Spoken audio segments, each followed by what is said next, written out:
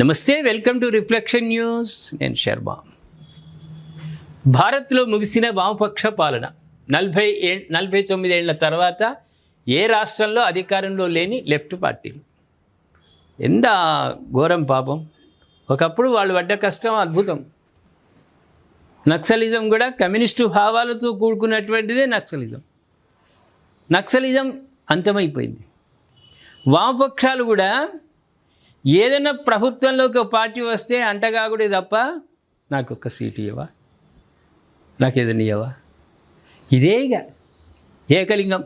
ఆ ఏకలింగాలు కూడా పార్టీ అండదండలతోటి విమర్శించలేదు ప్రభుత్వాన్ని, ఏది లేదు.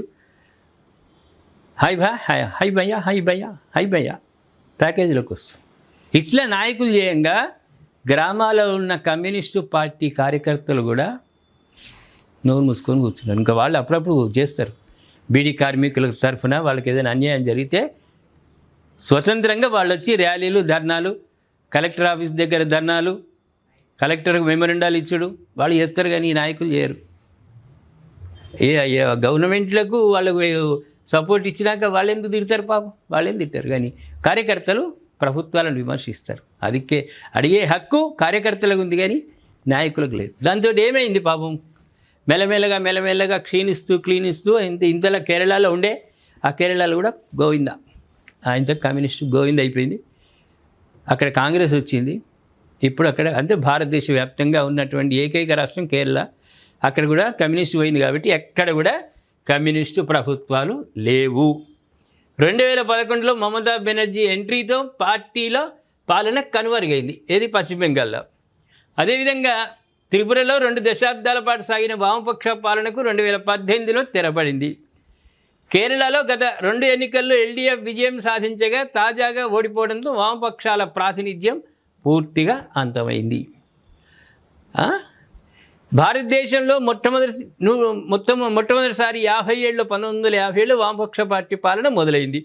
కేరళ, త్రిపుర, పశ్చిమ బెంగాల్ రాష్ట్రాలు మాత్రమే ఇప్పటివరకు వామపక్ష పాలనను చూశాయి. ప్రపంచంలోనే తొలిసారిగా ప్రజాస్వామ్యబద్ధంగా కేరళలో లెఫ్ట్ పార్టీ విజయం సాధించింది. భూ సంస్కరణలు, సామాజిక సంక్షేమ పథకాల వంటి విప్లవాత్మక మార్పులను కేరళలో communist party of India CPI ప్రవేశపెట్టింది. ప్రస్తుతం అమలవుతున్న రిజర్వేషన్లలో క్రిమిలియర్ విధానానికి అప్పట్లోనే పునాదులు పడ్డాయి. మంచి పరిపాలన చేసిరు. తర్వాత వచ్చిన వాళ్ళు చెయ్యక ఆగం చేసి పడేసారు. మొత్తం ఆగం సుమతి చేసి అయిపోయింది. పశ్చిమ బెంగాల్లో కమ్యూనిస్టుల సుదీర్ఘ పాలన జ్యోతి బసు, బుద్ధదేవ్ భట్టాచార్య నాయకత్వంలో 1977 నుంచి 11 వరకు కమ్యూనిస్టు పార్టీలు ఎలాంటి అడ్డంకులు లేకుండా పాలన సాగింది. సిపిఐ, సిపిఎంలు ఏర్పడిన తర్వాత ఆ పార్టీ రైతు కార్మికులను ఓటు బ్యాంకుగా మార్చుకుంది. అదే సమయంలో పంచాయతీరాజ్ వ్యవస్థ ద్వారా అధికార వికేంద్రీకరణను సక్సెస్ఫుల్గా అమలు చేసింది. అయితే 1990లో పారిశ్రామీకరణ కోసం బలవంతంగా భూసేకరణ చేయడం వంటి నిర్ణయాలు సిపిఐకి గట్టి ఎదురు దెబ్బ తగిలింది. దీంతో 77లో కమ్యూనిస్టు ప్రభుత్వం ఏర్పడింది. త్రిపురలో 1998, 2018 వరకు దాదాపు 2 దశాబ్దాల పాటు వామపక్ష పార్టీలు రాష్ట్రంలో అధికారం ఉంది. అయితే ఆదివాసీ తెగల మధ్య కమ్యూనిస్టు పార్టీ చేసిన క్షేత్రస్థాయి కృషి వారికి బలమైన పునాదిని ఇచ్చింది. ఏది ఏమైనా అతికి పోతే, ఓవర్కి పోతే ఇబ్బందే. ఏ పార్టీ అయినా ప్రజలకు బంధం ఏర్పాటు చేసుకోవాలి. ప్రజలతోటి వాళ్ళ కష్టసుఖాలు పాలు పంచుకోలే. కానీ ఇప్పుడు హైదరాబాద్లో చూడండి, హైడ్రా ఏం పాడింది, ఏమున్నది హైడ్రా, ఏం చెప్తున్నారు? ఫుట్పాత్ల మీద ఉన్న పాన్ షాపులను తీసేస్తున్నారు, టిఫిన్ బండ్లను తీసేస్తున్నారు. ఇదా హైడ్రా? మూసినది పక్కన ఉన్నటువంటి జీరో ఇన్కమ్ వాళ్లకు ఒక్కసారి కైకిలు పోతే పొద్దుకి అన్నం తింటారు కుటుంబ సభ్యులు, వాళ్ళ కొంపలు కూల్చుడు. ఇవాళ ఏమైంది?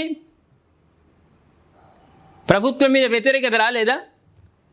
పెద్దోళ్ళే మీరు అట్లే ఉంచుతారు. చెర్ల కట్టుకుని కాలేజీలు అట్లే ఉండే, పెద్ద ఫంక్షన్ హాళ్ళు అట్లే ఉండే. వాడు కబ్జా అని తెలుసు. చిన్న పోరాడు అడిగినా చెప్తాడు వాని ఇల్లు, ఆ బంగ్లా చెరువులు ఉందని. మీకు కనిపించవు అవి? రోజు కూలికి పోయి 4 పైసలు సంపాదించుకున్న కొంపలు కనిపించినాయి మీకు? దీంతో ఎందాక పోయింది కాంగ్రెస్ ప్రతిష్ట? ఎందాక పోయింది?